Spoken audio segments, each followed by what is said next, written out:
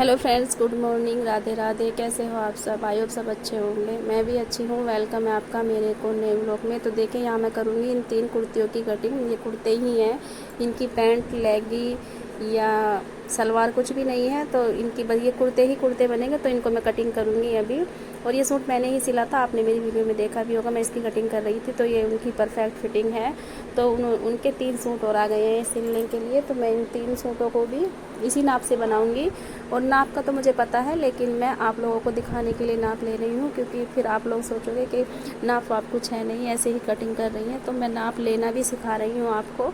कुर्ती से नाप लेके कैसे कुर्ती की कटिंग करें। तो कुर्ती की जब भी आप नाप ले, तो सीधी साइड से तो आप लेंथ नापें। उल्टी से भी नाप सकते हो, लेकिन सीधी से भी परफेक्ट नाप आएगी। लेकिन फिटिंग की जो नाप है वो उल्टा करके ही ले। उल्टा करके फिटिंग की नाप लेने से परफेक्ट नाप निकल के आती है और अच्छी कुर्ती बनती है। तो नाप तो मैंने ले ली है, बस आपको दिखाने के लिए ही नाप लिया है। वैसे तो मुझे नाप का पता है, जो मेरे रेगुलर कस्टमर हैं, 14-15 साल से मैं इनके कपड़े सिल रही हूँ, तो मुझे सबकी नाप पता है। मैं कॉपी में कभी नहीं देखती हूँ, लेकिन कभी कभार देख लेती हूँ। कोई नया कस्टमर आता है तो उसकी देखनी पड़ती है। और थोड़ा दिमाग भी अब मेरा कम काम करता है, थोड़ी डिप्रेशन में हूँ, तो उसकी वजह से भी मुझे नाप देखनी पड़ती है।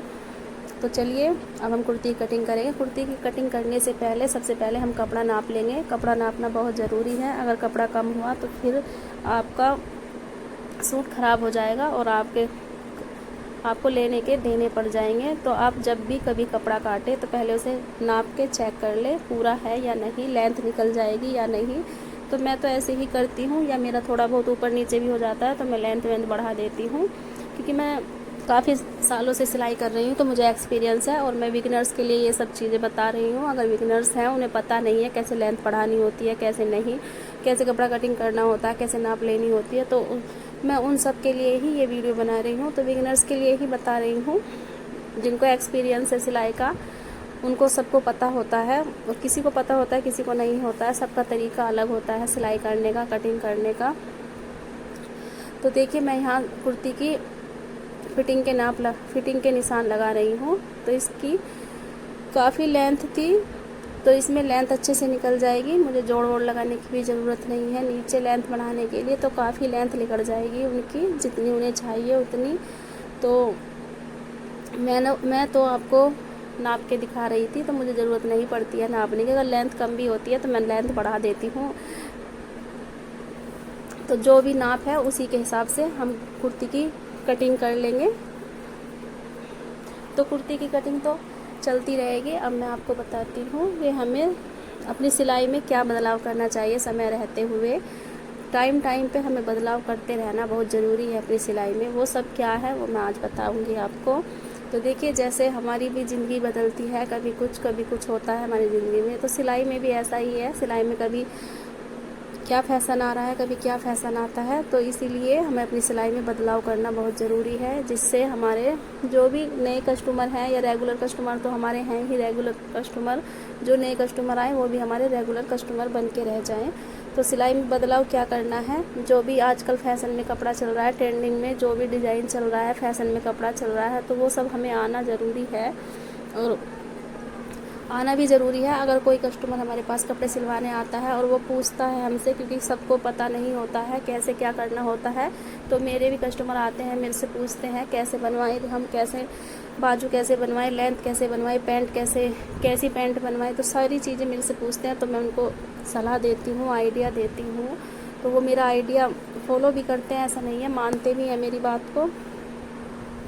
तो समय रहते हुए हमें बहुत बदलाव करना ज़रूरी है सिलाई में। ये नहीं है कि हमें जो पहले की सिलाई है वही आती रहेगी, या सब वैसे ही कपड़े सिलवाते रहेंगे। क्योंकि जब मैंने सिलाई सीखी थी तो सिंपल सूट सलवार ही सिले जाते थे। और जिस टाइम पे मैंने सिलाई सीखी थी तो उस टाइम पे थोड़ा पतली मोहरी बनती थी और 10 इंच की गोलाई में बनती थी। तो बहुत बड़ी बड़ी मोहरी पहनते थे उस टाइम पे, जैसे आजकल प्लाजो की मोहरी पहनते हैं, तो उस टाइम पे ऐसी मोहरी पहनते थे। तो बहुत ज़्यादा चेंज हो गया है आज सिलाई में। और मैंने उसी टाइम की सिलाई सीखी हुई है, मैंने कोई नई आज फिर किसी कस्टमर के पास जाकर किसी टेलर के पास जाकर सिलाई नहीं सीखी है। तो वही सिलाई मुझे आती थी, तो उसी से मुझे नए तरीके की भी आने लगी। जो भी है आजकल सिलाई में बदलाव हो रहा है वो सब मुझे आने लगी है। ऐसे ही करते सब आने लगता है। तो जैसे हमें अपना मोबाइल अपडेट करना पड़ता है टाइम टाइम पे, जैसे हमें अपनी लाइफ भी हमारी चेंज होती रहती है, तो वैसे ही सिलाई में भी हमें बदलाव करने की बहुत ज़्यादा आवश्यकता है, क्योंकि कस्टमर आते हैं, कस्टमर फैशन के हिसाब से ही कपड़ा सिलवाते हैं। जो भी ट्रेंडिंग में डिज़ाइन चल रहा होगा, जो भी ट्रेंडिंग में कपड़े चल रहे होंगे, जैसे पैंट, आजकल पैंट ज़्यादा चल रही है, अफगानी सलवार, प्लाजो, ये सब बहुत ट्रेंडिंग में चल रहा है। और डिज़ाइन भी आपको आने बहुत ज़रूरी है। अगर आपको सिंपल सिलाई आती है तो डिज़ाइन तो आप जैसा भी ट्रेंड चल रहा है उसके हिसाब से आपको सिलाई आनी ज़रूरी है, तभी आपके जो भी नए कस्टमर हैं वो रेगुलर कस्टमर बन जाएंगे। और जो रेगुलर कस्टमर है वो तो है ही आपके कस्टमर, वो तो आपसे कहीं जाएंगे ही नहीं। तो हमें समय रहते अपनी सिलाई में भी बदलाव करना ज़रूरी है। तो मैं तो ऐसे ही करती हूँ, जो भी ट्रेंडिंग में डिज़ाइन चलता है मैं बताती हूँ अपने कस्टमरों को कि ये चल रहा है डिज़ाइन आजकल। और बहुत से मेरे कस्टमर भी मुझे आके बताते हैं, क्योंकि मैं तो इतना घर से बाहर नहीं निकलती हूँ, वो घर से बाहर आते जाते रहते हैं। तो फैशन का कपड़ा जो भी कोई भी पहनता है तो उसे देखते हैं और मुझे बताते हैं, क्योंकि मेरा तो आना जाना अपने घर भी नहीं होता है इतना, और मार्केट वार्केट भी मैं इतना नहीं जाती हूँ।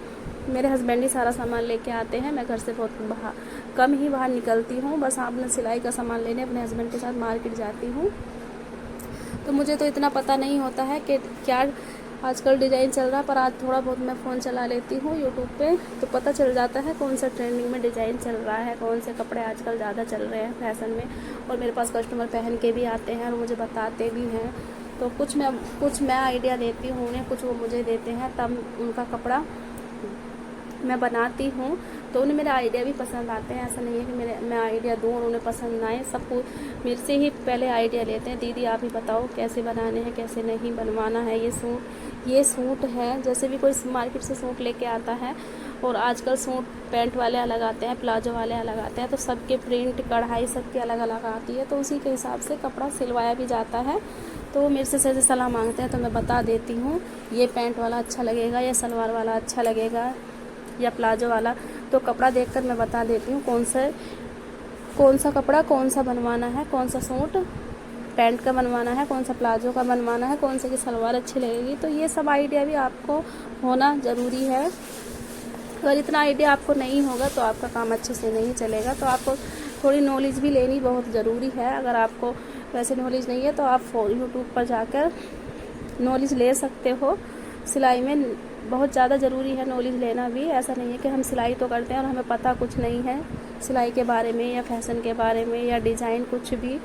तो मैं जैसा मेरे कस्टमर मुझे कपड़ा सिलवाने के लिए बोलते हैं या फ़ोन में दिखाते हैं, आजकल तो फ़ोन चल रहा है, तो मेरे पास तो कोई डिज़ाइन किताब कॉपी है नहीं, तो आजकल फ़ोन चल रहा है, फ़ोन में से जैसा बताते हैं मैं वैसा ही बना देती हूँ देख कर ही। तो अगर वीडियो आज का थोड़ा सा भी अच्छा लगे तो कमेंट कर देना, और नए चैनल पर नए हैं तो सब्सक्राइब कर देना। तो मैंने 2 कुर्तियों की कटिंग कर ली है, और अब मैं तीसरे सूट की कटिंग करूँगी, कुर्ती टाइप में ही ये बनेंगी। इनके छोटे ही नेक हैं, बड़े नहीं हैं, तो 2 तो मैं बांध के रख दूँगी। और अब मैं वीडियो नहीं बनाऊँगी उसकी, मैं वैसे ही कटिंग करूँगी, मेरी बेटी मना कर रही है बनाने से। तो मिलते हैं नेक्स्ट वीडियो में, तब तक के लिए बाय बाय। और मैं इसकी अब कटिंग करूँगी और कपड़ा चेक कर लूँगी वैसे ही। Bye bye.